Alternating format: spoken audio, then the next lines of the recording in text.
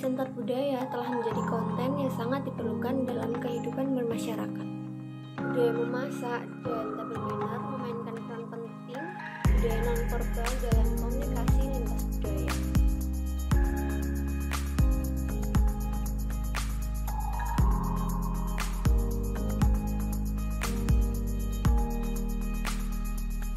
Karena orang Cina dan orang Barat memiliki gaya hidup yang berbeda, cara berpikir, budaya, sehingga table manner antara Cina dan Barat juga menunjukkan perbedaan yang sangat besar.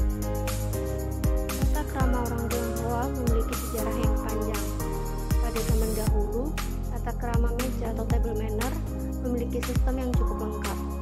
Mereka mengambil bagian penting di masa lalu dan masih memiliki pengaruh yang dalam di masyarakat modern. Table manner Barat berasal dari abad ke-20. Budaya Italia datang ke Prancis. Tata krama dan menu berubah menjadi lebih elegan dan halus.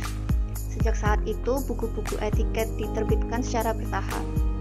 Saat ini, etiket meja masih menyebar di negara-negara Barat. Table manner di negara-negara Barat memiliki pengaruh terhadap tata krama orang Tionghoa karena komunikasi.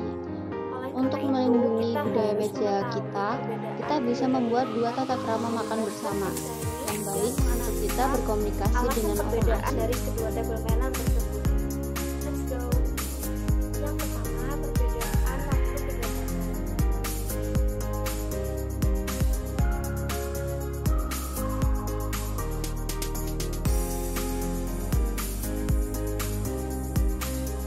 Berbicara tentang waktu, orang Chinese dan Western memiliki pandangan yang berbeda. Di Chinese tidak terlalu memperhatikan waktu. Untuk datang lebih awal, tepat waktu, atau sedikit terlambat, semua diperbolehkan. Karena kebanyakan dari mereka berpikir tuan rumah harus menunggu tamu dan itu adalah cara untuk menghormati orang lain. Sedangkan orang Barat menganggap waktu dan uang itu sangat penting. Sehingga ada pepatah yang mengatakan bahwa time is money, dan pepatah tersebut telah menjadi budaya dalam pikiran orang-orang Barat. Nah, jika hanya ada meja bundar di makan malam keluarga, itu tidak ada urutan tempat duduknya. Tetapi jika kita mengikuti perjamuan formal, tempat duduk kita itu harus sesuai dengan aturan yang ada. Secara tradisional, tempat duduk yang paling penting itu tempat duduk yang menghadap pintu utama, sedangkan yang di sampingnya itu tempat duduk parsial. Jadi orang tua, tamu kehormatan atau yang memiliki status tinggi itu harus duduk di kursi yang menghadap pintu utama. Di negara Barat, mereka biasanya menggunakan meja panjang. Tuan dan nyonya rumah itu duduk di kedua ujungnya dan para tamu kehormatan itu duduk di samping mereka. Pengaturan tempat duduk harus memperlakukan nyonya rumah itu sebagai patokan. Jadi tamu yang paling penting itu duduk di sebelah kanannya dari nyonya rumah. Nah, jika tamu kehormatan ini membawa istri, nah istrinya itu duduk di sebelah kanannya tuan rumah. Jika seorang pria dan seorang wanita itu lagi dinner, nah si wanita ini harus duduk di sebelah kanannya pria dan tidak boleh duduk di dekat lorong. Selain itu, pria juga harus membiarkan wanitanya duduk terlebih dahulu. Secara singkat, wanita itu sangat penting dalam pengaturan tempat duduk. 3. Perbedaan peralatan makan. As everyone knows, sumpit itu alat makan paling penting bagi orang China. Biasanya sumpit ini dipegang dengan tangan kanan meskipun orang tersebut kidal. Untuk penggunaan sumpit sendiri itu ada beberapa aturan yang harus dipatuhi. Misalnya sebelum makan malam, sumpit diletakkan di sebelah kanan mangkok nasi dengan rapi. Nah, ketika sudah selesai makan, itu diletakkan di tengah mangkok nasi. Dan jika kita ingin berbicara kepada orang lain, sumpit itu harus diletakkan. Di negara-negara Barat, mereka menggunakan pisau dan garpu. Pisau itu dipegang dengan tangan kanan dan garpu itu dipegang dengan tangan kiri. Untuk peletakan pisau dan garpu itu memiliki makna yang berbeda-beda. Misalnya, kita ingin pergi sebentar ke toilet atau kemanapun saat jamuan makan berlangsung, itu itu kita bisa meletakkan pisau dan garpu seperti segitiga.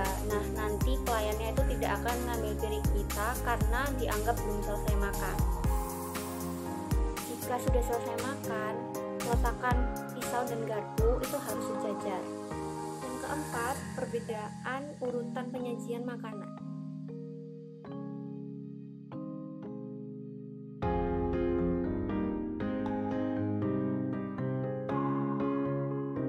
Urutan penyajian jamuan Cina yang pertama adalah hidangan dingin seperti minuman dan anggur, lalu hidangan panas seperti makanan pokok, dan yang terakhir permen dan buah. Selain itu, hidangan panas harus disajikan dari sisi kiri di seberang kursi tamu kehormatan. Namun demikian, di pesta pernikahan atau jamuan merah lainnya, piring di atas meja itu bisa ditumpang tindih yang memiliki arti hal yang baik dapat datang lagi dan lagi. Sementara dalam perjamuan putih seperti pemakaman, piring-piring tidak bisa tumpang tindih. Di negara-negara barat, penyajian yang pertama yaitu appetizer. Appetizer merupakan hidangan pembuka yang disajikan dengan porsi kecil atau hidangan pembangkit selera makan saja. Ada dua macam appetizer, yaitu cold appetizer seperti fruit salad, cocktail, dan vegetable salad. Food appetizer contohnya seperti sup atau kroket. Main course atau makanan utama, contohnya seperti lauk pauk hewani yang dihidangkan pada main course seperti daging, unggas, ikan, dan seafood. Yang terakhir ada dessert, merupakan hidangan penutup yang disajikan setelah hidangan utama sebagai hidangan penutup atau biasa disebut dengan hidangan pencuci mulut. Seperti halnya appetizer, dessert ada dua macam, yaitu cold dessert, contohnya seperti ice cream, puding, fruit pie, dan